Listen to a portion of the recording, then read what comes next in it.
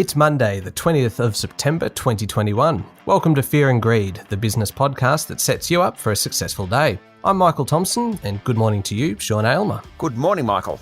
Today, global equity markets tumble from Wall Street to London and Australia. That's our main story. Also, Victorian Premier Daniel Andrews outlines his plan to shift the state out of lockdown. One of the most senior cabinet ministers in the Morrison Government is forced to resign, and Alan Joyce, the Qantas boss, takes a pay cut. There's a few changes here at Fear and Greed. I will be joining you every morning as well as Sean takes us through the top business stories of the day and why they matter. But plenty isn't changing. New episodes every day by 6 a.m, the market report every afternoon at 5:30, and every day Sean is still interviewing business leaders and experts. Like today, he's talking to Jeff Wilson, one of Australia's sharpest investors. But enough of the housekeeping, let's get on with the news. Big story today is the markets. Plenty of big losses across the board, Sean. Sure was, Michael. The crux of it is investors are getting very nervous about COVID again. 18 months in, and there are still regions across the globe where cases numbers are rising thanks to the Delta strain. Death rates are rising in parts of the US. Florida, for example, had a record number of deaths last week. Germany, its case numbers are surging. Well, it was until the last few days. Singapore's rising fast again. Amid all this, we have central banks, particularly the Federal Reserve in the US, talking about reducing bond purchases. That's the first part of tightening monetary policy. The Federal Reserve Bank is due to meet tomorrow night. Later in the week, the Bank of Japan and Bank of England are also meeting. The Reserve Bank board minutes come out this week. Investors are just slightly worried that regulators are going to tighten monetary policy. The other big unknown for share markets at the moment is China. Now, the United States might be the biggest economy, but China is the most influential economy, especially for Australia. Economic data out of China is just a bit soft. Some of the steel mills have also been told to cap production. That's obviously hurting iron ore, which really matters to Australians. And we're also seeing cases of COVID in China. Over the weekend, Wall Street fell by the most in a month. The tech stocks led the way down, which is a bit unusual given they've done best during COVID. European markets were also lower, and the Australian mining stocks, Michael, they got hammered on Friday. Yeah, I was going to ask you about that. How much of that has come from those problems with China in terms of steel mills being told to cut production? Very much. The price of iron ore has fallen, and that's hurt BHP, Fortescue, which was down 11% on Friday, and Rio Tinto. Iron ore prices were down 20% last week. They're less than a half of what they were back in May, and that's because steel mills just don't want iron ore, which is the main ingredient to create steel. It's certainly a long way from 4 weeks ago when BHP, Fortescue and Rio Tinto all announced record profits and record dividends for the full year to the end of June 30. Now, of course, they were on the back of very, very high iron ore prices, and that's dissipated. Not helping, investment bank analysts are downgrading their outlooks for those stocks on the back of those iron ore prices. That just adds momentum to the sell-off. And what about gold prices? So gold prices also dropped sharply last week. An ounce of the precious metal is now worth about $1,750 an ounce. That's hit all the big gold miners. The leaders, Newcrest and Northern Star, were both off around 3% on Friday, but a bunch of them hit 52-week lows. St Barbara, Evolution Mining, Regis Resources, Perseus and Chalice, along with Regis, were all down 4% on Friday. Something I've often heard you mention on the podcast is about gold being a bit of a store of value and a safe haven. So really, while everyone else is in a bit of trouble and markets are dropping, there's a chance that there could, in fact, be a bit of a rally this week in gold. You'd think that gold is a store of value. It's a safe haven. People go there when other parts of the market aren't doing so well. That didn't happen last week, so perhaps that will happen this week. It's very difficult when there's so much uncertainty around global markets, so to know exactly what's going to happen.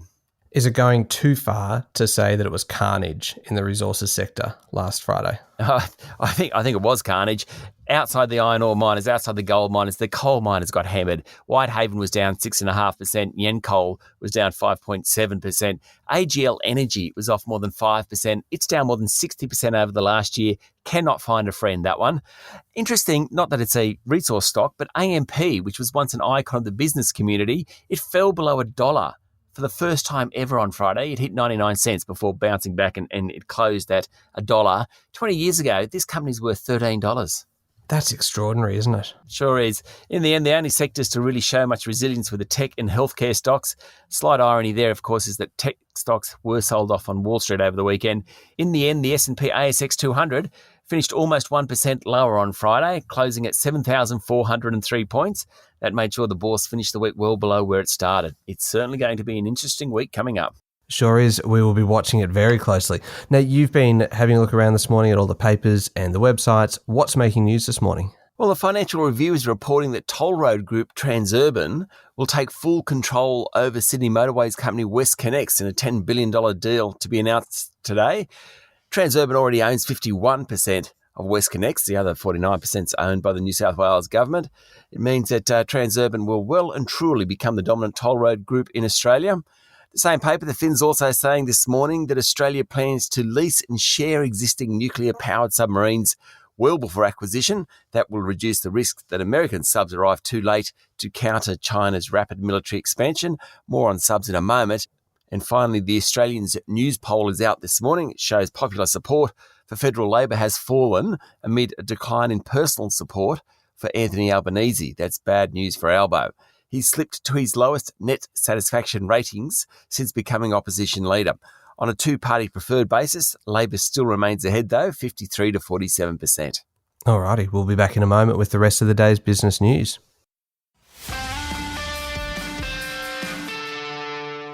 All right, Sean, let's check the other news around. The COVID news isn't good, but at least it's getting a little better. I think so. Victoria had 507 cases yesterday and 1 death. There were 535 cases in the state on Saturday and 1 death. Premier Daniel Andrews outlined the reopening plans yesterday. Pretty exciting for everyone that lives in Victoria and even those outside. Once 70% of Victorians over the age of 16 are vaccinated, and that's expected to occur late October, outdoor gatherings of 10 fully vaccinated people will be allowed. Venues can reopen outdoors with 50 people. Construction industry will reopen. That's really important because it's a big employer. Community sport will start again. Masks will be mandatory and vaccines will be mandatory for all authorised workers, including teachers, childcare workers, parents of childcare students, I think is interesting, hospitality staff and patrons. Now, the parents will want to know about this one. Schools will have a staggered reopening from October 5 and by October 26, all the kids should be back in the classroom at least 2 or 3 days a week, potentially 5 days a week. In Victoria, the vax rates are almost 71% for 1 jab and 44% for 2 jabs. Yeah, it's interesting, isn't it? Because Victoria's come out of lockdown plenty of times before, but this is the first time the roadmap has been looking at how to deal with COVID still being in the community. That's right. And Victoria's about 2 or 3 weeks behind where New South Wales is. That state had more than 1,000 cases yesterday, including 13 deaths. That's the largest number of deaths in any 24-hour period during the current outbreak. The numbers in terms of vaccinations in New South Wales are almost the best across the country. 82% of people have a single jab and 52% of people are now fully vaccinated. Yeah, nationally, I think we're now sitting at 71% for 1 dose and 46% for 2 doses. So we certainly have come a long way in the last few months. Now, the big story doing the rounds yesterday afternoon in terms of federal politics was Christian Porter has resigned from the front bench over who paid $1 million into a blind trust account. Now, this was to help pay for his defamation case against the ABC, which was really a case that he neither won nor lost. That's right. The ABC reported that a minister was involved in rape allegations back in 1988. The woman who made the allegations has since died. Christian Porter came out himself and said it was him, but sued ABC for defamation over the report. Subsequently, many media have jumped on and named Mr. Porter, obviously, as the person since he outed himself. Mr. Porter, who was former Attorney General, sued the ABC. Getting involved in defamation cases is very expensive. Now, someone put $1 million in a blind trust, which Mr. Porter accessed to pay for some of his legal expenses. But in effect, what he's doing, he's actually taking money from someone he has no idea about. There's huge potential for conflict of interest. When you talk about ministerial standards, that doesn't pass the pub test by any stretch. Prime Minister Scott Morrison, whilst he didn't actually criticise Mr. Porter, I don't think he was real happy the fact that he had taken that $1 million from the blind trust. Anyway, end of the day, he was forced to resign yesterday and he'll be replaced as Industry Minister by Angus Taylor. Yeah, Christian Porter's presence on the front bench has been pretty controversial now for a while. Is there any chance at all that this will now cauterise the issue for the Prime Minister and he'll get some clear air over it? We've got an election within 9 or 10 months. I think we're going to hear a lot more about this. Yeah, I think you're probably right. Now, the fallout from the nuclear submarine deal continues. This was big news towards the end of last week, and it's going to be big news for some time to come. Sure is. Over the weekend, France called back their envoys to Canberra and Washington. This, of course, followed the fact that Australia decided to dump a $90 billion deal with Paris to build 12 conventional subs, and instead it signed a deal with the US and UK to build 8 conventional subs plus other weapons. That's an $80 billion deal. France is furious, not surprisingly. But yesterday, Defence Minister Peter Dutton said Australia had been upfront and French knew of its concerns. I don't really think that's the point. I think the point is, did we actually tell France that we were pulling the pin, or did they just hear it after we'd signed a deal with the US and UK? One thing Mr. Dutton did say yesterday was that Australia should be prepared for more aggressive behaviour from China. He wasn't just talking about warfare, though. He was talking about things like cyber attacks, and we're likely to see more of that. Interestingly, the decision to pull the plug on the France deal and put it towards the UK and US has pretty much been applauded back home amongst policymakers, but not amongst people selling stuff to China. How much worse could it actually get in terms of trade with China? Because it's been a pretty ordinary 18 months, a lot of tariffs and a lot of issues there. Could it actually still get worse? Is kind of iron ore the big risk there? It could get worse. Iron ore is definitely the big risk. China has been trying to develop mining in Mongolia and within China itself. But at the end of the day, Brazil and Australia, the two biggest iron ore miners, the quality of the iron ore is better. That's kind of what's needed. Interestingly, late last week, China said it was interested in joining a trade pact, which includes Australia, Japan, New Zealand, 7 other countries, and trying to create a trade grouping, which of course means that a lot of these issues that we've faced over the last 18 months should fall away. It could get worse, Michael, but I'm an optimist. I'm hoping it'll get better. Now, one story I've been keeping a bit of an eye on, the boss of Qantas, Alan Joyce, took home $1.9 million last financial year. That's up on the $1.7 million the previous year when he forfeited 3 months' salary. It's well below what some other CEOs are getting, for example, the boss of Macquarie Group. Arguably, you could say that he had a tougher time of it. The irony in all this, of course, is that Alan Joyce, whose remuneration is tied to share price, Alan Joyce, I reckon, has earned his money this year and last financial year more than ever. In 2019, he took home $10 million. This last financial year, he took home $1.9 million, but I'm sure he had a much tougher time of it. The 1.9 he took home, as you mentioned, it's a lot less than Macquarie Group's Shemara Wickramanayaka's $16 million, and arguably Mr. Joyce actually had to work harder for it. One thing I did note from the announcement last Friday from Qantas is that it actually wants to offer staff a bonus on completion of its COVID-19 recovery plan. They've got some great people in Qantas and they need to somehow retain them. If you're sitting in Qantas and you're looking at the world in front of you, you really are thinking whether it's time to get out. Mr. Joyce knows he needs to keep some of those people. Yeah, it makes a lot of sense. Now, takeover offers, usually a fair bit of noise around them, but one of the quieter ones has been around private equity group EQT's bid for financial software platform business Iris. What's happened? It's gone very quiet because EQT's pulled the $2.3 billion bid. It did that on Friday. EQT said it liked Iris, it liked its technology, its market share, its loyal customer base, but it just didn't meet its investment hypothesis. When you start seeing that happen, when someone goes in and does due diligence and then pulls out, it does make you wonder. Now, Australian super funds are getting more aggressive around environmental, social governance proposals from large companies. This is according to a report last week from the Australasian Centre for Corporate Responsibility. The top 50 super funds in Australia are starting to vote for different ESG shareholder proposals. ESG, as you mentioned, environmental, social and governance proposals.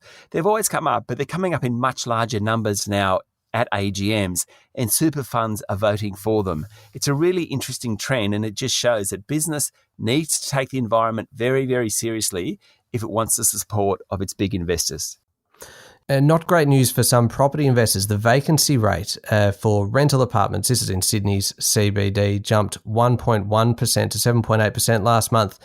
Brisbane, it rose to 7.5%, and Melbourne edged slightly higher to 8.3% as well. Figures were from SQM Research. It isn't good news. Apartment owners and apartment investors have had a rough time of it. While we've all seen house prices, and these are freestanding dwellings, going through the roof. That hasn't happened with the apartment market, and the CBDs have been hit particularly hard.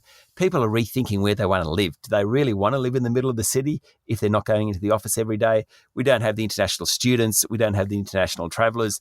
Tough market, the CBD apartment market. Yeah, absolutely.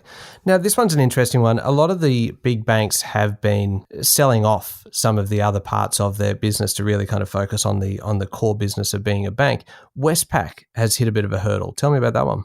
It does. It owns an operation in PNG and Fiji, which it was hoping to sell to a crowd called Kina Securities, but the PNG regulator knocked that back. It means it can't offload the PNG and Fiji business. It means it has to go back to the drawing board on it, which for Westpac is tricky because it really has been, as you mentioned, trying to simplify its business ever since the Royal Commission, as many of the other banks have been doing.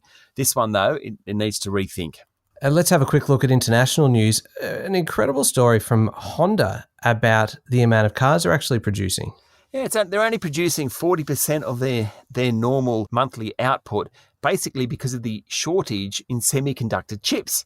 Now, that's a major problem for car makers around the world. They just can't get enough of these chips to put in the cars. And of course, cars nowadays are full of electronics and computers. So that's why when you buy a new car in Australia, it can take 6 months for it to actually be delivered. The other interesting thing, if you're trying to sell your old car, your second-hand car, you're getting a much better price now than you did a couple of years ago, simply because of that delay in people buying new cars. What else is happening overseas? Look, there's an interesting story from Bloomberg saying that the Biden administration is about to buy 500 million COVID vaccines from Pfizer and donate them globally to poorer countries. We talked about this last week.